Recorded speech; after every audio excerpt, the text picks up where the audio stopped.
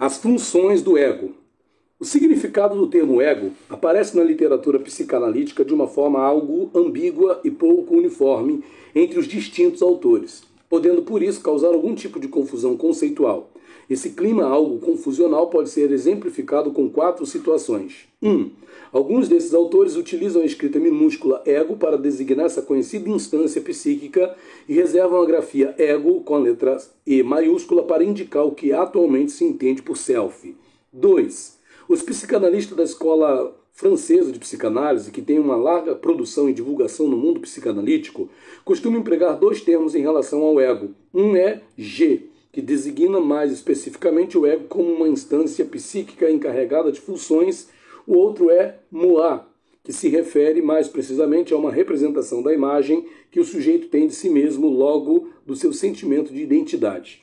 E 3, o próprio Freud, ao longo de sua obra, empregava no original alemão tanto a expressão das Ich, geralmente com o acima mencionado conceito de Je, como também usava Selbst, com significado de si mesmo. Porém, às vezes ele usava-os indistintamente, o que veio a aumentar a imprecisão conceitual. 4. É útil estabelecer uma diferença conceitual e semântica entre ego e self. Self.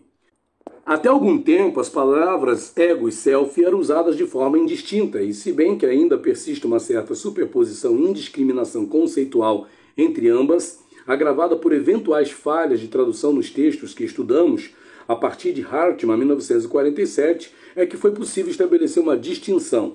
Com esse autor, renomado psicanalista, radicado nos Estados Unidos, onde foi o principal criador da escola da psicologia do ego, os termos ego e self ganharam clareza e passaram a designar fenômenos específicos do aparelho psíquico. Assim, para Hartmann, ego, como instância psíquica, seria apenas uma subestrutura da personalidade, enquanto self foi conceituado como a imagem de si mesmo.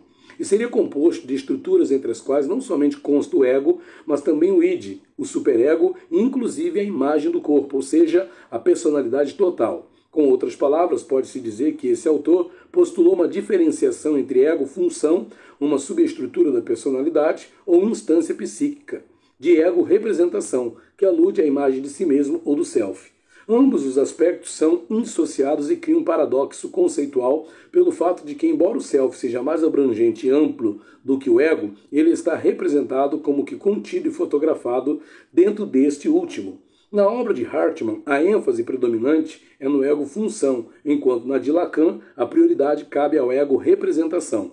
Voltando ao ego, um outro aspecto que merece ser considerado é que as funções do ego variam fundamentalmente de acordo com as respectivas etapas evolutivas do desenvolvimento mental e emocional da criança. Assim, em um enfoque evolutivo, cabe discriminar as seguintes transformações que o ego sofre. 1. Não haveria ego no recém-nascido. Segundo a concepção de Freud, no início tudo era id, razão pela qual ele criou os conceitos de autoerotismo e narcisismo primário, e fez a célebre postulação de que o ego, antes de tudo, é corporal. Como já foi referido, desde Melanie Klein até os principais autores atuais, essa concepção de Freud de que não existiria um ego no recém-nascido tem sido refutada e substituída pela postulação de que o ego é inato e já está agindo desde o nascimento. Na atualidade, esse primitivo estado de indiferenciação do bebê com o mundo exterior, mãe, tem recebido distintas denominações, como estado de ilusão e onipotência, de Winnicott, estado narcisista perene, de Corrut, self psicofisiológico primário, de Edith Jacobson, autismo normal, de Mahler. Segundo, ego arcaico. 2. Ego arcaico, ou incipiente. Também denominado por Freud ego do prazer puro, no qual já existe alguma interação com o mundo exterior, embora com uma total indiscriminação entre o eu e o não eu. Esse ego incipiente ainda não tem o respaldo de condições neurobiológicas para estabelecer discriminações e por isso o bebê confunde as excitações com as gratificações. Os estímulos de dentro com os de fora, a indiscriminação a respeito de qual parte do corpo originam-se os estímulos, assim como também há uma confusão entre as partes do corpo e a sua totalidade corporal. A terminologia de Freud de ego do prazer puro também costuma aparecer frequentemente nos textos psicanalíticos com a denominação de ego prazer purificado, nome que se justifica pelo fato de que nessa fase o ego da criança purifica-se ao expelir, projetar todo o desagradável para fora, enquanto retém para si, introjeta tudo que lhe é agradável. Ainda em relação ao ego do prazer puro, é útil lembrar que Freud também descreveu um estado mental do bebê com a denominação sentimento oceânico. Algumas outras vezes ele também chamava como um estado de nirvana ou sentimento de universalidade.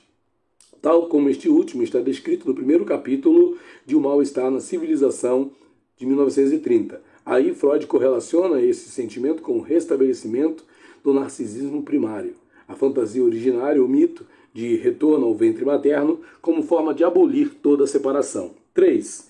Ego da realidade primitiva. Ego da realidade primitiva. Também aparece traduzido por ego-realidade do início, termo que era bastante empregado por Freud nos primeiros tempos, porém que aos poucos foi desaparecendo. Creio que pelo fato de que, em uma sucessiva adaptação à realidade exterior, ele designa não mais do que uma transição quase sempre inaparente entre a segunda etapa anterior, acima descrita, e a quarta etapa que se segue. Na vigência desse ego da realidade primitiva, ainda persiste uma forte indiscriminação entre o eu e o outro, da realidade exterior, mas o processo de representações no ego, dos estímulos que procedem do ambiente externo, está em pleno andamento.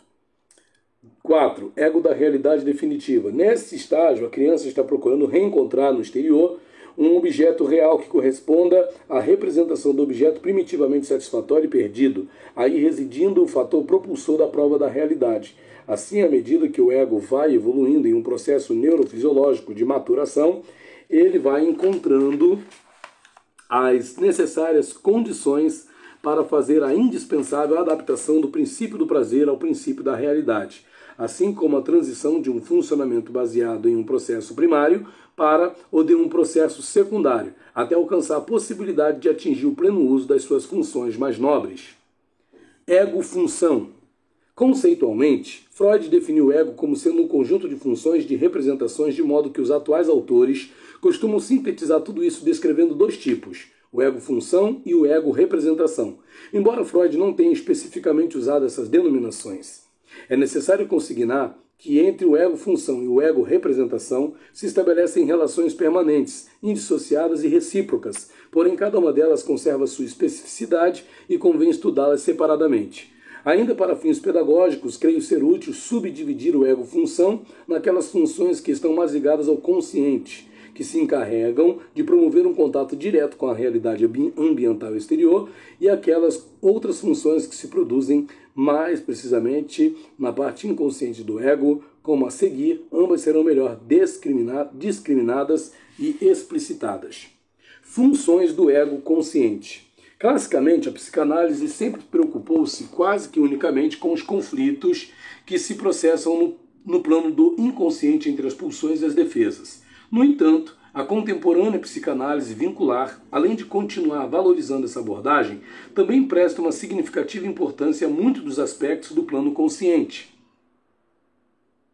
Assim, mais do que o consagrado aforismo de que a essência da psicanálise consistiria em tornar consciente tudo o que estiver reprimido no inconsciente, autores como Bion preconizam que o mais importante na situação analítica é perceber como o consciente, o pré-consciente e o inconsciente comunicam-se entre si.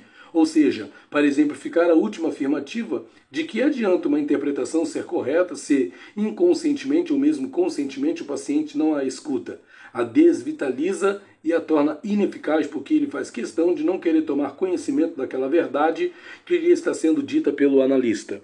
Da mesma forma, é importante que no processo analítico o paciente assuma conscientemente a sua parcela de responsabilidade volitiva pelos seus pensamentos e atos.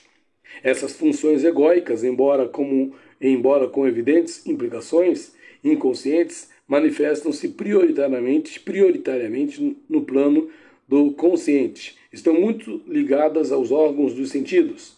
Contatam diretamente com a realidade externa com uma finalidade adaptativa e, portanto, estão a serviço do sistema perceptivo cognitivo.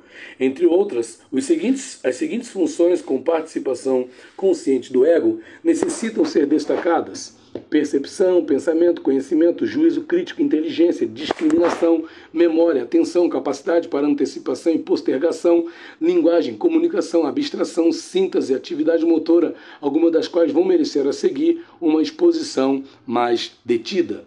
Percepção. A normalidade e a patologia da função perceptiva do ego adquire uma extraordinária importância na prática analítica, especialmente porque ela se refere não só a como o indivíduo percebe o mundo exterior e a possível intenção dos outros, mas também abarca uma visualização de como o paciente percebe a si próprio, a sua imagem corporal, as suas representações e o seu sentimento de identidade.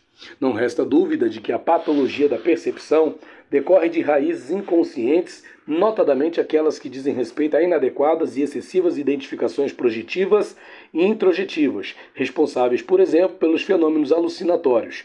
Porém, a participação consciente é igualmente importante, como é o caso do vértice, termo de Bion, a partir do qual o observador, no campo analítico esse papel tanto cabe ao paciente como ao analista, percebe e interpreta um determinado fato clínico.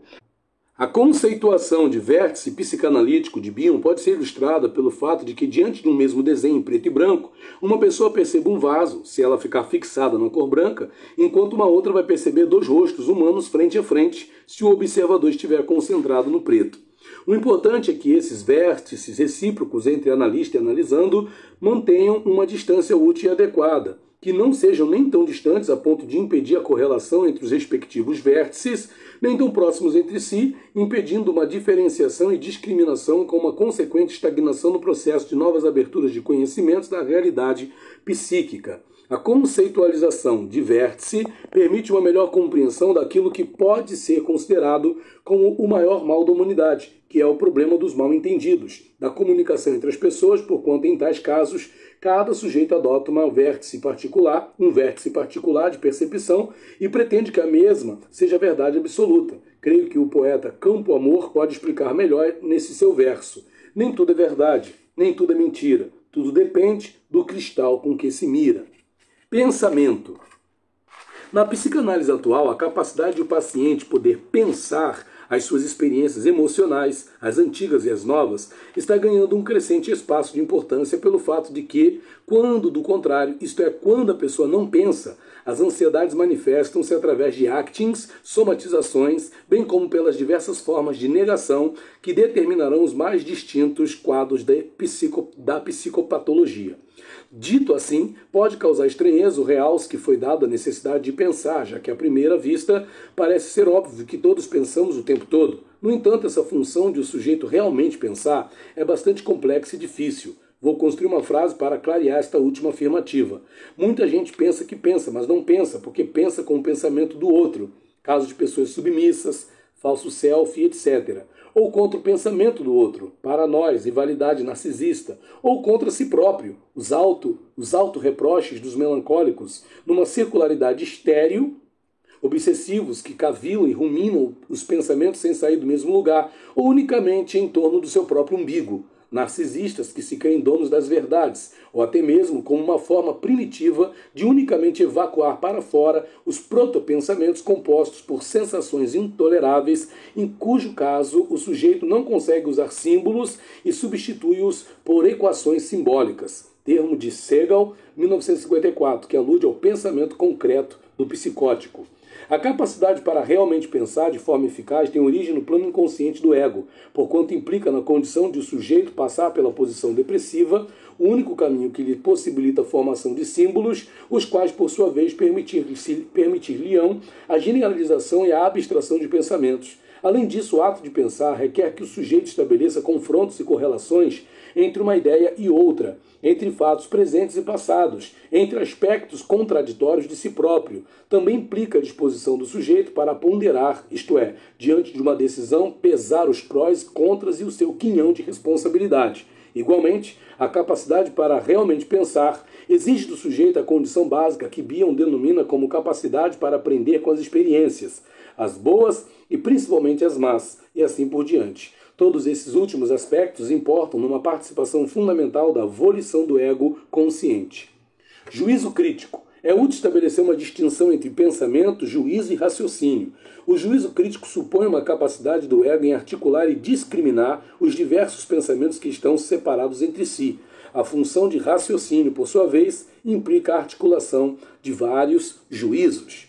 Capacidade de síntese. Sintetizar não é o mesmo que resumir. Antes, era uma das funções mais nobres do ego, porquanto consiste em juntar e integrar os mesmos elementos que estão sendo pensados, porém com um novo arranjo combinatório, de modo a possibilitar um novo significado. Assim, a capacidade sintética do ego permite que o sujeito, ao mesmo tempo, simbolize significados opostos.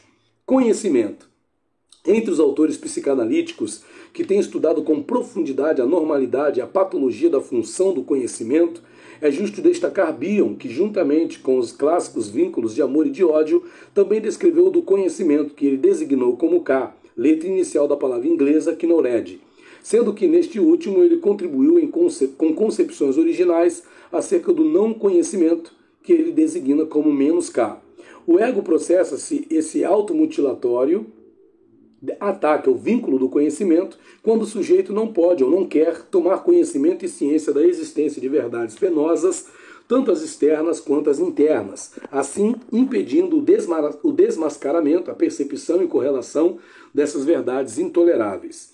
Essa função egóica relativa ao conhecimento ganha uma especial relevância na atual prática analítica pelo fato de que ela está intimamente ligada aos problemas que dizem respeito às verdades, falsidades e mentiras, inconscientes ou conscientes, levando-se em conta o fato de que o conhecer ou saber é o caminho para o sujeito vir a ser. Linguagem e comunicação. Da boa ou má resolução das funções do pensamento e do conhecimento resultará a qualidade da estrutura linguística e comunicacional. Nos primeiros tempos da vida, o bebê comunica-se com o mundo através de uma linguagem corporal, choro, esperneios, caretas, vômitos, diarreia, etc. Se a mãe consegue decodificar as mensagens emitidas por essa linguagem primitiva, vai se formando um clima de entendimento recíproco, o qual propicia a formação de núcleos de confiança básica no self da criancinha, abrindo caminho para a formação de símbolos, logo da palavra e do discurso verbal. Em caso contrário, fica prejudicada a capacidade para a comunicação verbal, de modo que no futuro adulto o verbo possa restar a serviço de uma não comunicação por meio de ambiguidade, engodos, mentiras e a criação de um estado confusional. Tudo isso valoriza a importância de um analista estar atento para decodificar a linguagem não verbal do paciente em suas múltiplas formas de manifestar-se, conforme será detalhado em capítulo específico. Ação. A função de ação do ego corresponde ao plano comportamental, ou seja, da conduta do sujeito. A prolongada dependência que acompanha o ser humano desde o seu nascimento estabelece profundas conexões entre o descompasso inicial de suas sensações e fantasias com a sua capacidade motora, sobretudo a da marcha. Se não houver uma suficiente harmonia entre as funções de pensamento e de conhecimento com as da conduta, o sujeito reproduzirá as mesmas vivências de sua impotência infantil e descarregará as suas ansiedades não pelas atividades sublimadas, mas sim em actings e condutas sintoma. Constituem exemplos disso a conduta inibida em demasia, própria dos obsessivos, a sedutora, como nas personalidades histéricas, a psicopática e a perversa, entre outras, sendo que cada uma delas estará expressando uma configuração específica da personalidade, assim como também traduzindo uma forma arcaica de comunicação. Não são todos os estudiosos do comportamento humano que privilegiam seu entendimento como devendo partir sempre da estrutura psíquica do mundo interior do indivíduo. Há uma expressiva corrente, denominada cognitivo-comportamental, ou comportamentalista, ou behaviorista, que preconiza um caminho inverso, ou seja, o de que uma mudança psíquica deve processar-se a partir de estímulos, tanto os positivos como os inibitórios, através de um treinamento da conduta exterior. De qualquer forma, importa que o paciente desenvolva a capacidade consciente de, em grande parte, responsabilizar-se pelos seus atos. Funções da parte inconsciente do ego. Formação de ansiedades ou angústias. É de consenso entre os psicanalistas o princípio de que o bebê sofre de ansiedade desde o seu nascimento. Segundo muitos autores, como Bion, originam-se desde a gestação. Apesar de a ciência psicanalítica ainda não dispor de um método científico de registro e de mensuração das aludidas ansiedades, é inegável que a sua presença é confirmada por fatos objetivos. Assim, a simples observação de qualquer bebê mostra-nos o quanto ele oscila entre uma serena expressão de um completo bem-estar para a de um intenso sofrimento, o qual fica traduzido, entre outros sinais, por um indiscutível rito doloroso. As ansiedades podem ser descritas a partir de distintos referenciais. Assim, ao longo de sua obra, Freud, partindo de um ponto de vista econômico e adaptativo, descreveu dois tipos de ansiedade: a angústia automática e a angústia sinal. A primeira corresponde a um excesso de estímulos que o ego não tem condições de processar e, por isso, reprime-os, de onde resulta o surgimento da ansiedade decorrente de um represamento de desejos, fantasias, sentimentos, etc. Essa concepção econômica de origem de ansiedade tinha caído em certo desuso, porém volta a ganhar crédito para explicar as neuroses traumáticas e as neuroses atuais. Por sua vez, a conhecida angústia sinal, descrita a partir de 1926 em Inibição, Sintoma e Angústia, ao contrário da anterior, é concebida como sendo um sinal que o ego emite diante de uma ameaça e só então é que vai processar-se a repressão. Do ponto de vista da origem, funcionamento e significado da ansiedade, cabe historiar também as seguintes concepções de Freud. Angústia de nascimento, inicialmente, foi concebida nos termos descritos por Oranque. Angústia de desamparo. O termo original em alemão é Hilflosigkeit. Tem o significado de uma sensação de terrível desvalia e abandono. Deriva da incapacidade de o ego processar os traumas psíquicos e pode ser considerada como a prototípica de todas as demais angústias. Angústia de perda, separações, angústia da perda do amor dos pais, angústia de castração, diretamente ligada ao conflito edípico e estabelece um limite para o crescimento genital, angústia de culpa e medo diante do superego, ameaça de punição caso houver transgressão do código de valores por ele imposto à criança, angústia devido à presença do instinto de morte, determina o masoquismo autodestrutivo. Para Melanie Klein, a partir de uma perspectiva pulsional, a angústia manifesta-se por três modalidades. A persecutória corresponde à posição esquizoparanoide e supõe a existência de um primitivo superego cruel que ameaça com o aniquilamento do ego. A depressiva corresponde à posição depressiva, vem acompanhada de um necessário sofrimento psíquico e representa uma ameaça ao aniquilamento dos bons objetos internos. E a confusional, entre as duas anteriores, e forma-se a partir de um fracasso do processo normal de dissociação do amor e do ódio, do objeto bom e do mal. Em decorrência, o ego apela para um excessivo uso de identificações projetivas. Baseado nessas premissas, Melanie Klein descreve a ansiedade de aniquilamento ou de desintegração, na qual tanto o ego como os objetos sentem-se ameaçados de uma destruição. Bion acompanha as conceituações de Melanie Klein, também descreve a angústia que ele denomina terror sem nome, porquanto corresponde a uma terrível ansiedade de aniquilamento que ficou representada no ego em uma época anterior à formação das palavras e por isso o paciente não consegue verbalizá-las. De um ponto de vista clínico, Bion acentua a possibilidade de que muitas vezes uma angústia catastrófica, forte sofrimento psíquico em um estado de confusão, depressão, sensação de estar perdido e piorando e etc. surge no curso da análise, quando importantes mudanças psíquicas estão começando a acontecer no paciente.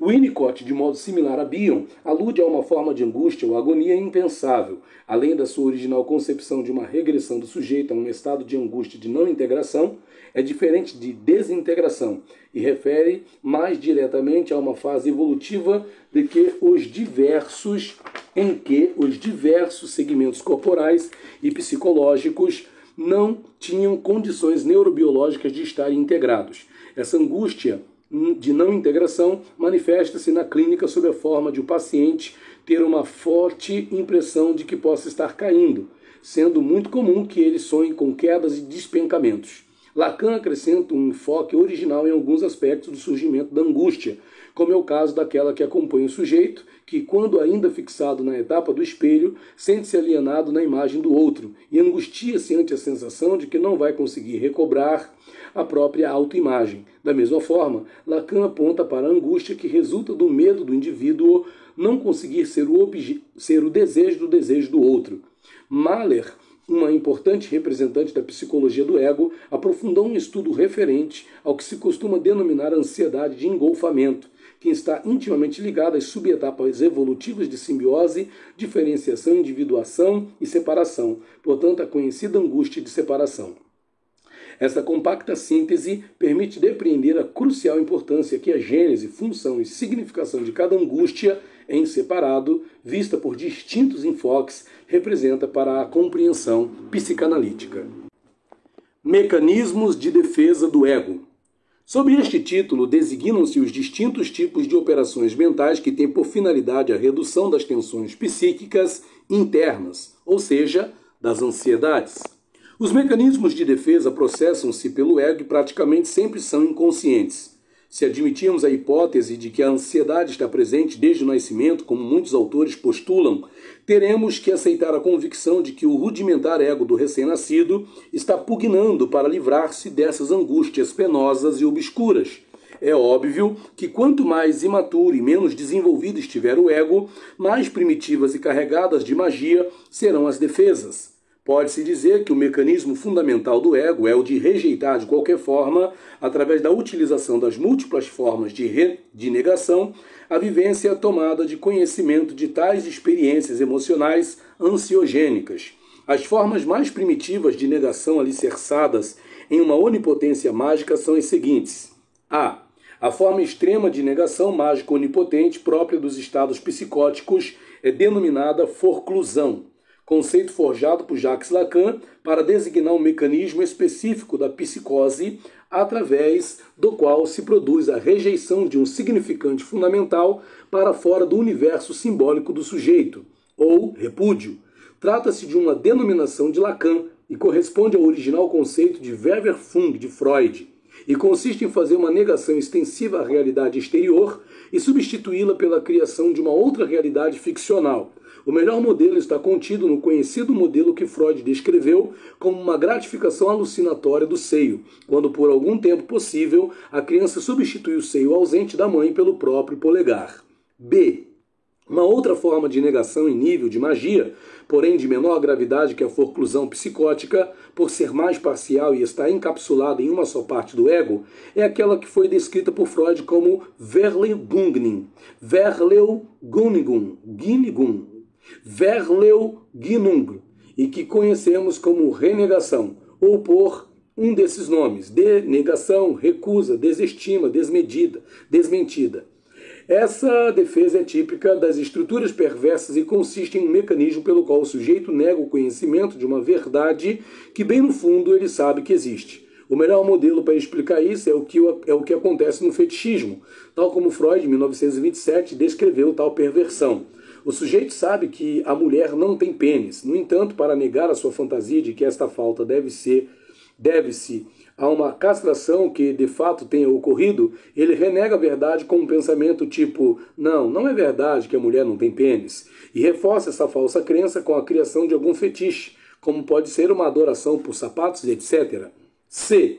A negação que acompanha a posição esquizoparanoide, ou seja, aquela que é resultante da combinação de uma onipotente capacidade do ego, do sujeito, de fazer dissociações das pulsões, dos objetos, dos afetos e de partes do próprio ego, seguidas de projeções sobre um ponto-objeto, identificações projetivas para dentro de algo ou alguém, de introjeções, é uma forma de incorporar tudo que puder contrarrestar o mal que a criança sente como estando dentro de si, e de idealizações de si próprio ou de outros, como uma maneira de evitar sentir a sensação de desamparo e impotência. D. À medida que o ego for evoluindo e amadurecendo neurobiologicamente, ele começa a empregar defesas menos arcaicas, como é o uso do deslocamento, anulação, isolamento, regressão e transformação ao contrário. Essas defesas são típicas dos quadros obsessivos, compulsivos e fóbicos, o que não quer dizer, é claro, que elas não estejam presentes em outras situações caracterológicas e psicopatológicas. E, por sua vez, um ego mais amadurecido tem condições de utilizar defesas mais estruturadas, como são a repressão, a formação reativa, a racionalização e a sublimação, entre outras mais. Freud, em grande parte, centralizou a psicanálise em torno da repressão, ou recalcamento, que no original ele denominava Verdraugung, sempre presente nas estruturas histéricas. É útil deixar bem claro que todos esses mecanismos defensivos são estruturantes para a época do seu surgimento. No entanto, qualquer um deles, se for utilizado pelo ego de forma indevida ou excessiva, pode vir a funcionar de um modo desestruturante. Pode servir como exemplo a utilização da identificação projetiva. Ela tanto pode servir como um sadio meio de colocar-se no lugar do outro, empatia, como também pode ser a responsável pelas distorções psicóticas no campo das percepções. Por outro lado, a importância dos mecanismos de defesa pode ser medida pelo fato de que a modalidade e o grau do seu emprego diante das ansiedades é que vai determinar a natureza da formação, a normalidade ou patologia das distintas estruturações psíquicas.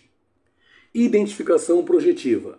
A importância que o fenômeno do mecanismo da identificação projetiva representa para a teoria técnica e clínica, reconhecida por todas as correntes psicanalíticas da atualidade, justifica que nos alonguemos um pouco mais na sua conceituação de como ela aparece indiretamente em Freud e diretamente em Klein e Bion.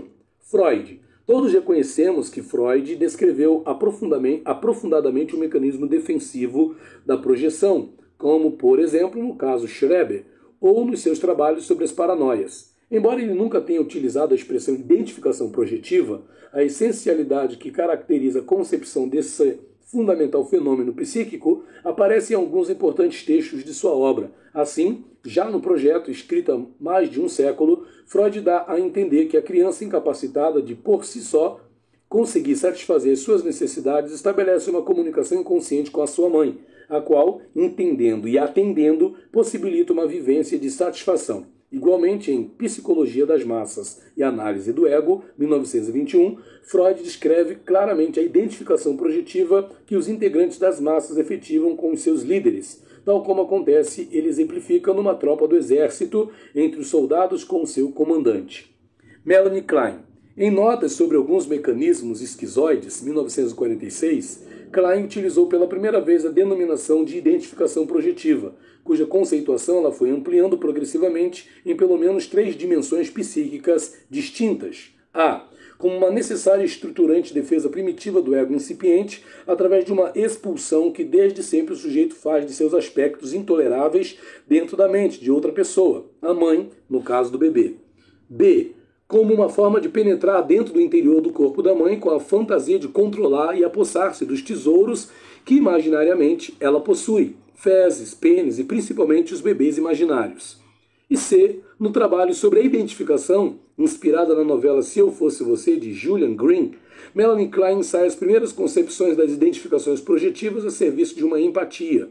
Notáveis autores kleinianos ampliaram a compreensão e utilização do fenômeno da identificação projetiva, como Rosenfield descreveu os estados confusionais e de despersonalização dos psicóticos, resultante de um excessivo intercâmbio de identificações projetivas e introjetivas. Paula Hyman e Hacker separadamente descreveram a possibilidade de os psicanalistas utilizarem os seus sentimentos contra-transferenciais como um importante instrumento técnico. Greenberg, como os seus importantes estudos sobre a contra-identificação projetiva, Meltzer assinalou o fato de que o emprego da identificação projetiva pode constituir-se para o paciente como sendo o seu melhor recurso para proteger-se contra a angústia de separação. E Bion. Bion, sem dúvidas, Bion foi o autor que mais consideravelmente ampliou a concepção original de Klein e acrescentou aspectos de inteira originalidade. As seguintes conceituações merecem um registro. A.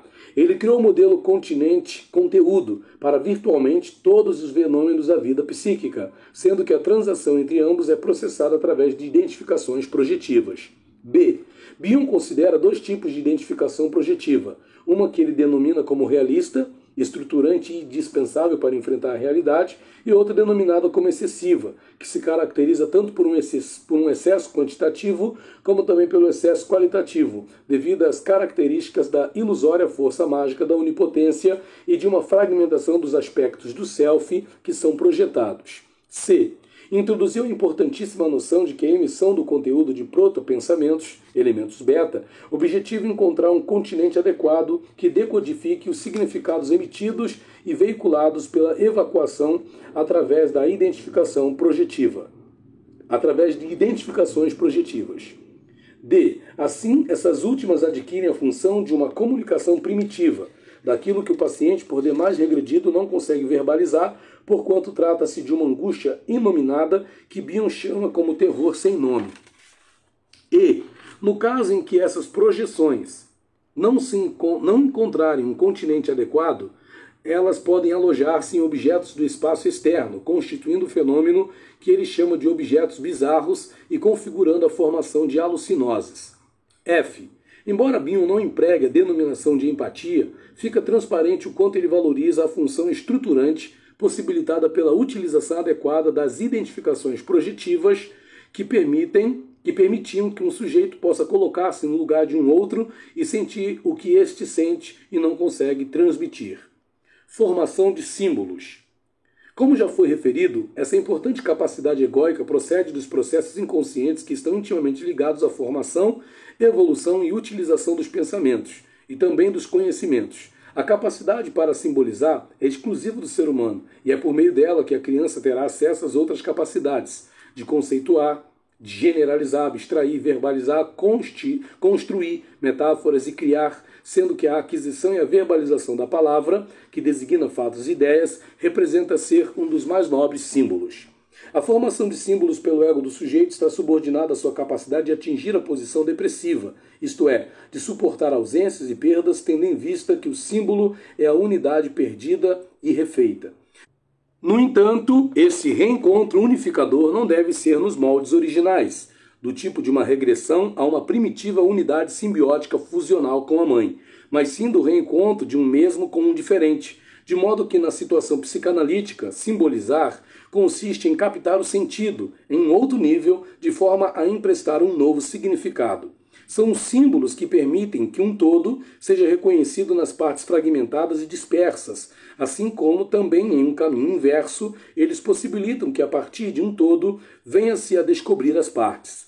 Um bom exemplo da capacidade de formação de símbolos pode ser dado pelo jogo do carretel, aquele que o netinho de Freud usava como uma forma de enfrentar a angústia de separação com a sua mãe, simbolizando-a no carretel, fazendo-a desaparecer e reaparecer com as respectivas exclamações de Fort e da.